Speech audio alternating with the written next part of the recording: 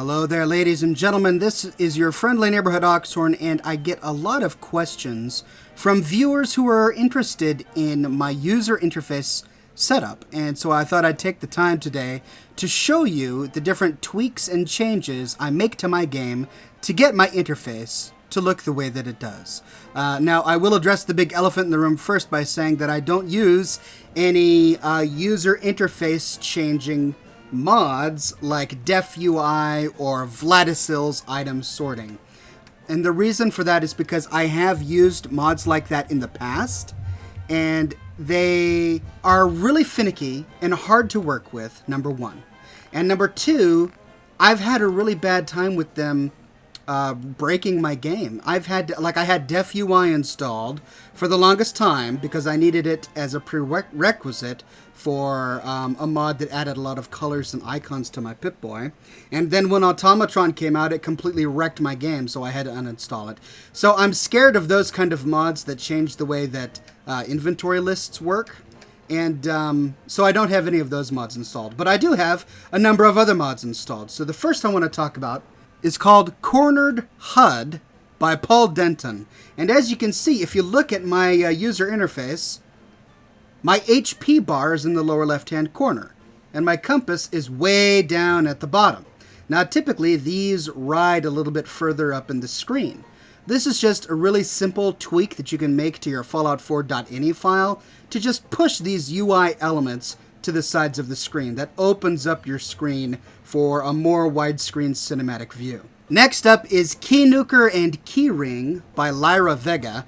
And what this does is it takes all of the different keys that you collect over the course of your game, and it stores them in this key ring. So instead of having just key after key after key after key, they're all stored in this one key ring, and then to find them, I click on the key ring, and now I can go through all of the different keys. It just saves a ton of space in my inventory so that when I do click on my miscellaneous tab, you know, I do have a few keys. I think these are new keys from DLCs that are not compatible. But all of the old vanilla game keys are now stored in this big key ring, which saves me a lot of space in my miscellaneous section. Next up is Immersive Maps by Reptile Eye. And what this does is it gives you a much more beautiful map. Instead of having that green map, you have a choice between a variety of different maps, including blue maps that look like blueprints with white lines and a bunch of grid lines. And these terrain maps, this is the one that I've chosen to use, this black and white terrain map. I just like the way it looks. It looks better with colored icons. Or you could use a satellite map. Now, if you've watched any of my videos, you'll know that for many months I used the satellite map.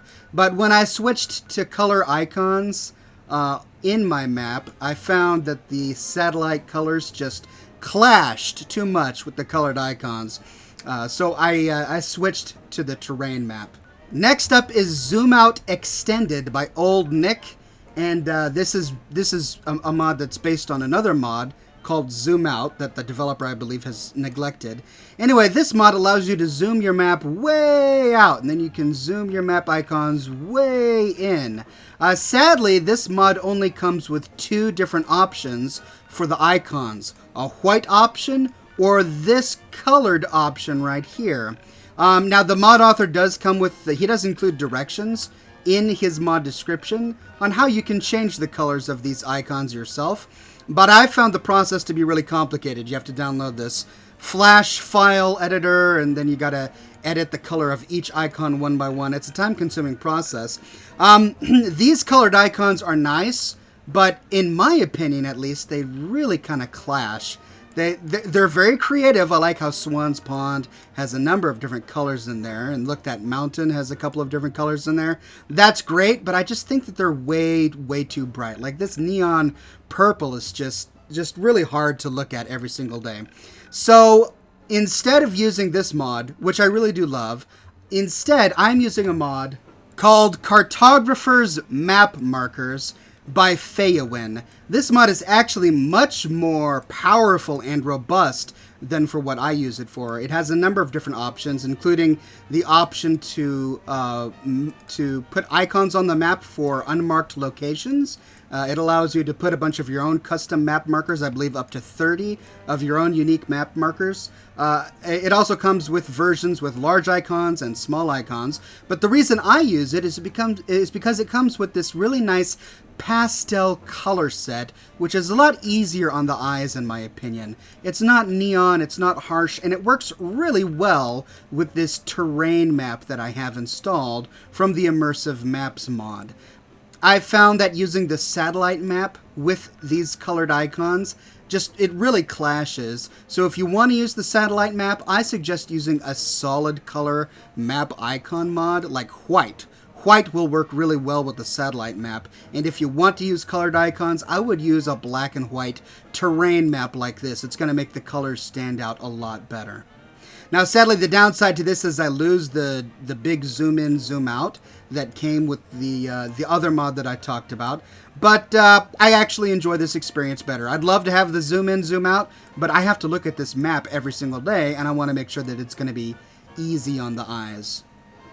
Now, you'll notice that not only is my Pip-Boy not green, but it's much easier to read. And that's because I've altered my Fallout4.ini file to remove the sort of blurring around the text and the scan lines that went around it. Now, if you just don't like the idea of editing your ini files yourself, then you could download and install a mod called No Blur Effect and Less Scan Lines on Pip-Boy in Terminal HUD, a very descriptive title, by Skyrim Lou. And that basically just gives you the template for what you need to put in your Fallout4.ini file in order to get this similar effect.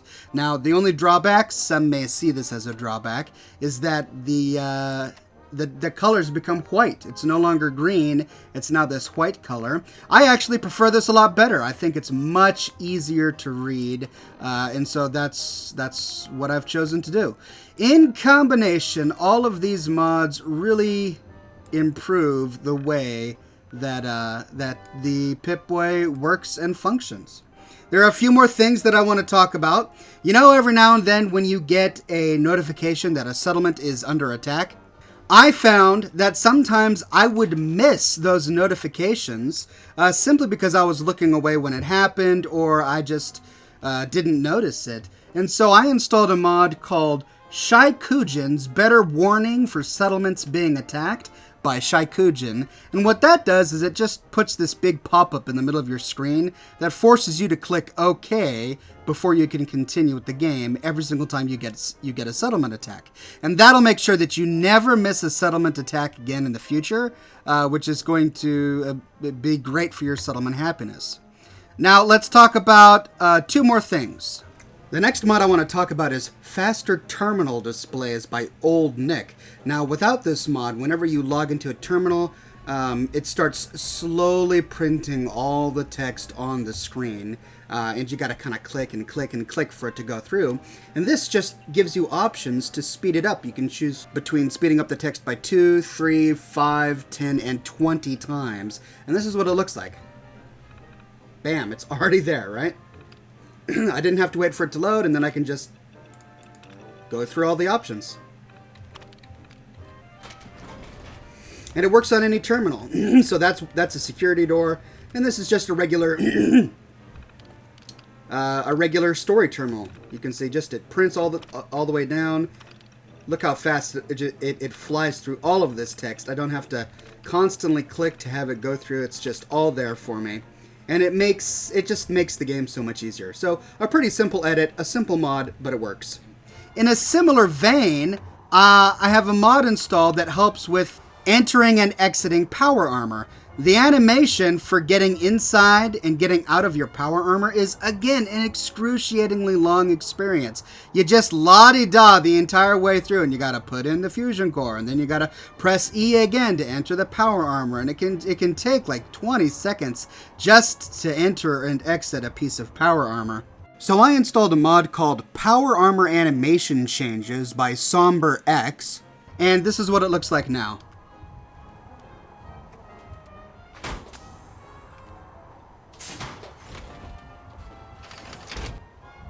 That's it.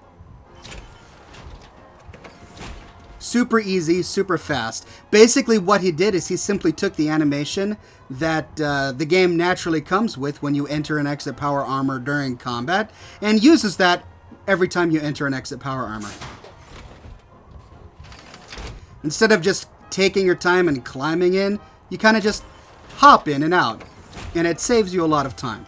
So that's going to be great if you've got a power armor build where you're constantly trying to get in and out of power armor, like I did on 2 of my 4 game playthroughs.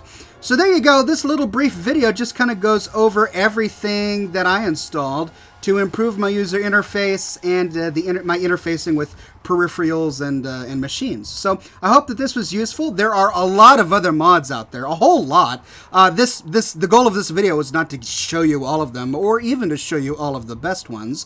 The goal was just to show you the ones that I use, the ones that are that make my life so much easier when playing this game. If you've got some suggestions for user interface mods that you really like, let me know in the comments below. I'm sure other viewers and readers would be fascinated. So please share links to those mods in the comments below, and I'll be sure to approve them.